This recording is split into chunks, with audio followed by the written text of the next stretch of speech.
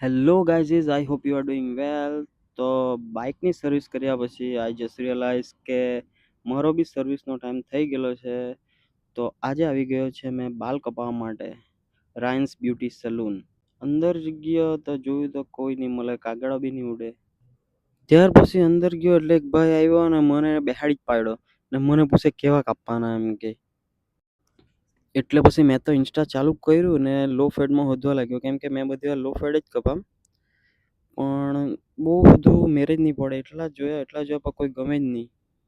પછી છે ને તો એક બાદશાહ દેખાઈ ગયો. બાદશાહ એટલે બહુ બાદશાહ, એક નંબર બાદશાહ બાદશાહ બાદશાહ બહુ બાદશાહ.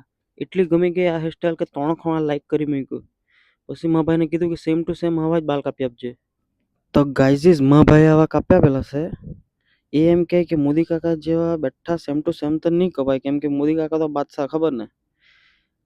પણ મેં મારી બેસ્ટ ટ્રાય કરી. એમ તો મને તો બાદશાહ લાગતા હશે. તમે શું કહે? તમે કોમેન્ટમાં કહો છો બાદશાહ લાગે કે નહીં લાગે.